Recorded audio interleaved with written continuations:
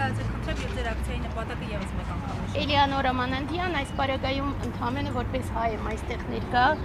ոչ մի կազմակերպություն այս պարագայում չեմ ներկայացնում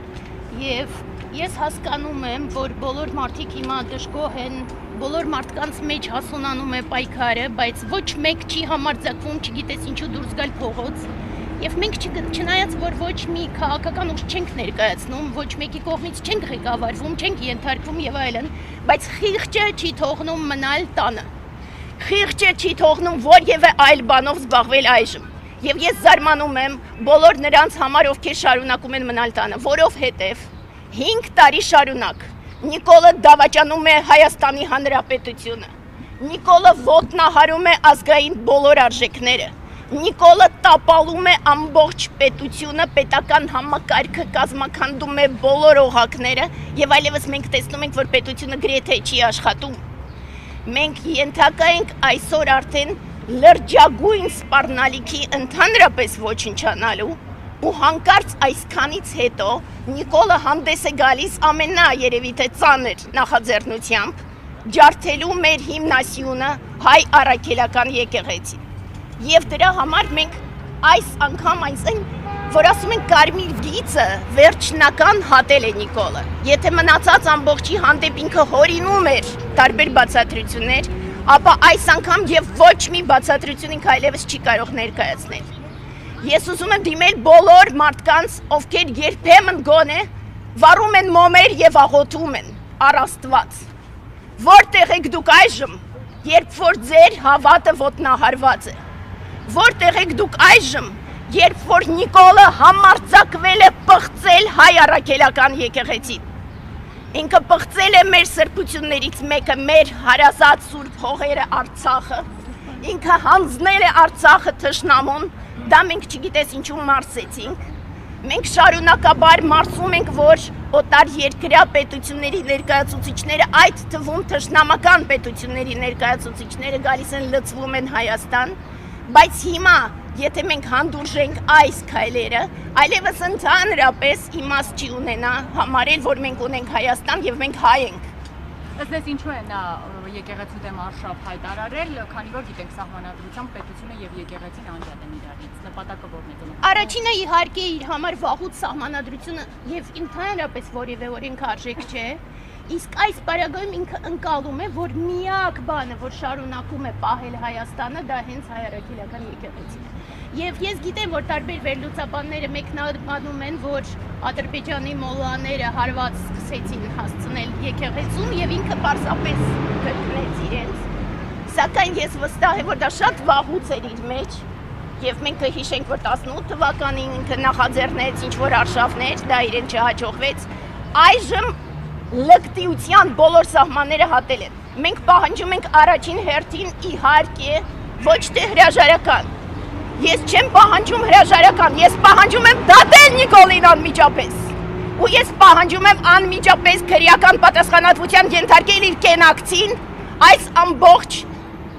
բոլոր տեսակի օրենքները ոտնահարելու համար։ Անձնական վիրավորանքի։ Կենակիցը Աննա Հակոբյանն է։ Ինչի համար Ինքը շարունակաբար ամենավերջի բարերով, ես հայհոյանք նույնիսկ չգիտեմ արդեն ինչ սահմաններ իրենք, ես հասկանում եմ, որ կրթություն չունեն, ես հասկանում եմ, որ այդ հորդանոցներում իրենք են մեծացել եւ որևէ կրթություն չեն ստացել, դրա համար երբեմն փորձում են ասել, որ կրթությունը նորաձև է, որ իրանց ներշնչեն, որ կրթություն են ուզում ստանալ, այնուամենայնիվ իրենց պետք է դատել, անհապաղ։ Հիմա իշխանությունն ասում է, որ հոգևորականները պետք է բարեվարկություն անցնեն։ Ըստ ձեզ սա նշանակում է, որ Նիկոլ Փաշինյանը գնալու է այն ճանապարհով, որ նոր սահմանադրության մեջ նաև եկեղեցու վերաբերյալ որոշակի լիազորություններ ունենա, այո, եւ որոշի թե ով կարող է լինել օրինակ ամեն հացվածքոցը կամ Շնորհակալություն հարցի համար, ստեղ շատ ավելի ծանր է, որովհետև ես մտածում եմ, որ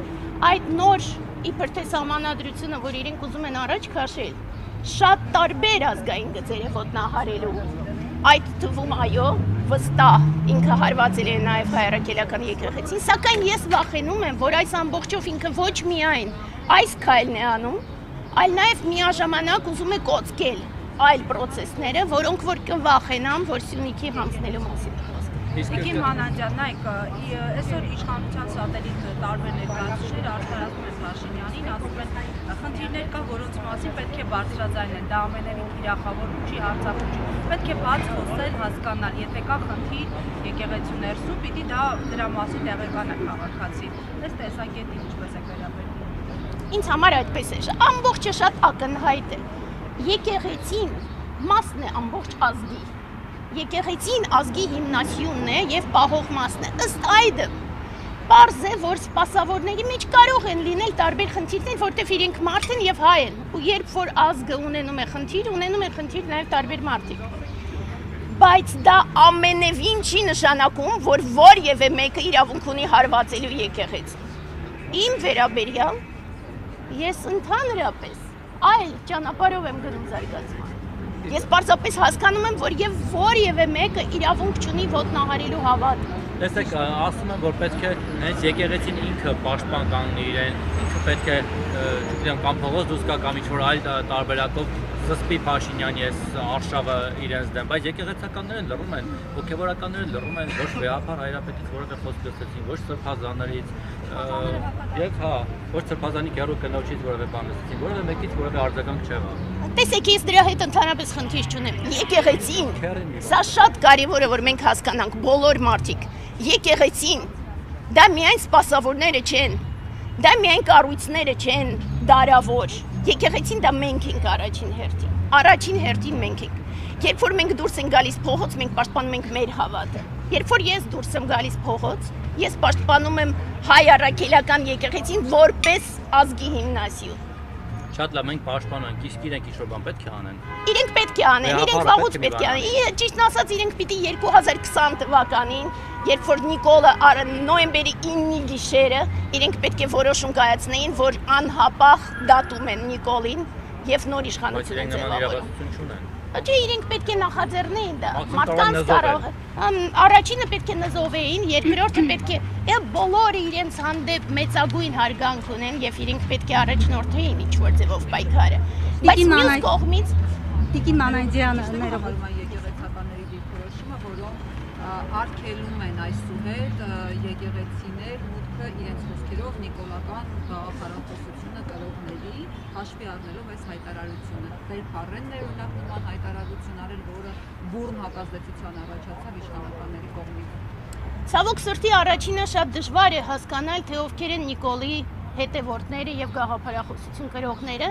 Կարելի է իհարկե դատել, ինչքան ավելի տգետ դեմքով, այդքան ավելի վստահ ուրեմն Նիկոլի հետևորդն է, կարելի է ըստ այդմ շարժվել, բայց առաջին հերթին մենք պետք է հասկանանք, որ իրենք բոլորը խստագույնս մոլորյալ են։ Նիկոլը ծառայում է սատանային, մենք այստեղ հասկացել ենք, որ այսօրվա մեր կարգախոսը, եթե 5 տարի շարունակ մենք օրում ենք Նիկոլ Դավաճան, այսօրվանից մեր կարգախոսը Նիկոլ Ներապաշտ, բայց նաև մենք հասկանում ենք, որ մարդկանց զգալի զանգված այնուամենայնիվ մոլորյալ է, նաև ընդդիմության պատճառով։ Մոլորյալ է, որովհետև ընդդիմությունը շարունակաբար եւ ոչ մի լուրջ քայլեր չի ձեռնարկել, որպեսզի ձեռբազատվի Դավաճան իշխանություններից։ Մի քանի անգամ փողոց են դուրս եկել, փորձել են հեռացնել,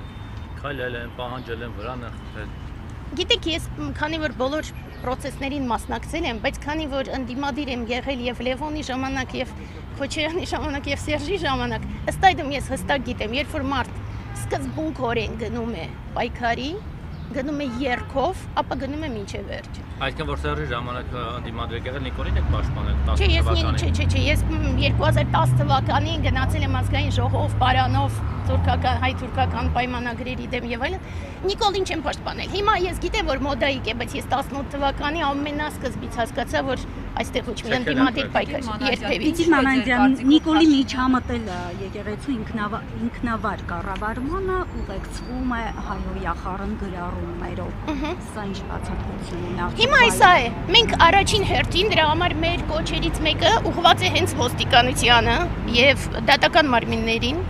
Ցանկացած բան, որ ասվում է Նիկոլի կողմից, միանգամից քննվում է բոլոր մակարդակներով։ Իսկ հիմա երբ որ իրենք հայ հոյանքներ են ներկայացնում տարբեր մարդկանց կողմից, ոչ միայն եկեղեցու, այլ նաև եկեղեցուն բոլոր պաշտպանողների կողմից եւ ոչ մեկ նախաձեռնությամբ չի հանդես գալիս իրենց դատելու։ Այն պարագայում, որ գիտեք, դա զրպարտություն չէ, ինձ չի հետաքրքրում, անձնական վիրավորանք է պիտի պատասխանատվության ենթարկի։ Փաշինյանը սա հանրային շահով է բացատրում, ասում է եկեղեցու հետևորդները պետք է իմանան,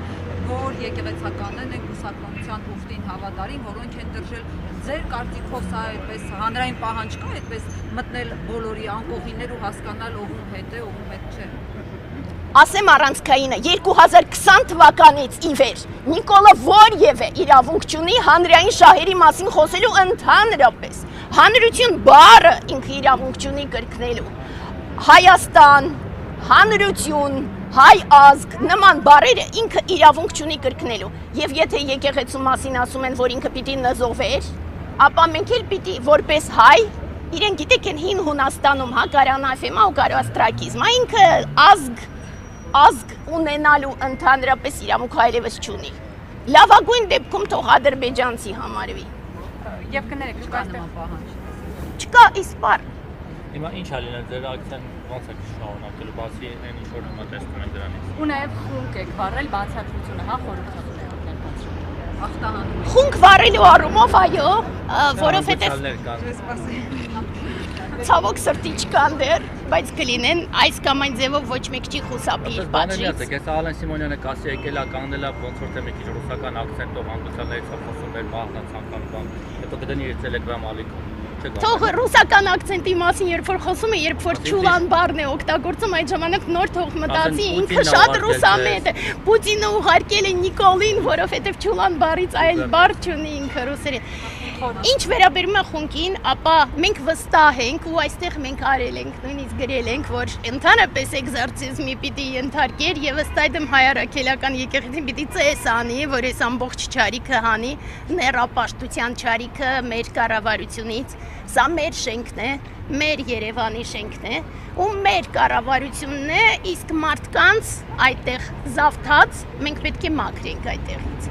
Սկսում ենք խունկից, ինչ վերաբերում է ակցիայի, տեսեք նորից, մենք քաղաքական ուժ չենք, ինչպես արդեն ասեցի, եւ չենք էլ ուզում լինել քաղաքական ուժ։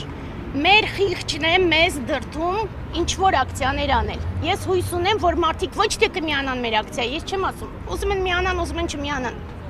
Թող իրենք ակցիաներ անեն։ Թող իրենք ամբողջ բողոքի ձայնը բարձրացնեն եւ չհամբերեն, չհանդուրժեն այս ամբողջին, ինչ որ կատարվում է այժմ։ Ներողություն, դուք նշեցիք, որ ուզում եք, որպեսզի քրեական հետապնդում սկսվի եւ քրեական պատասխանատվության ենթարկեն վարչապետին, բայց չեք կարծում, որ եկեղեցու կողմից պետք է պատասխան լինի ոչ միայն բողոքի ակցիայի մասնակիցների կողմից, այլ նաեւ եկեղեցու կողմից պաշտոնական պետք է պատասխան լինի, որպեսզի համապատասխան գործողություններ ձեռնարկվեն։ Տեսեք, ես հոգևոր զարգացման ճանապարհով գնացող մարդ եմ, հոգևոր կյանքով ապրող մարդ եմ, ըստ այդմ ես ինձ իրավունք չեմ վերապահում երբևիցե քննադատելու եկեղեցուն կամ էլ ասելու, որ եկեղեցի հենց հիմա ինչ որ քայլեր պետք է ձեռնարկեք։ Ես հույս ունեմ, որ իրենք կհամադրեն իրենց ամբողջ ուժերը, կոչ կանեն համայն ժողովրդին եւ դուրս կգան պայքարի, բայց դա միայն հույս է։ Իսկ իմ պարտքն է այժմ այնուամենայնիվ պայքարը տանել։ Կարծեմ ինչ որ կազմակերպություն ներկայացնում եք, չէ՞։ Ես կազմակերպություն, հա, ես Հակոբ Մանանդյանի ծոռն եմ եւ ես ունեմ կազմակերպություն, հասարակական կազմակերպություն,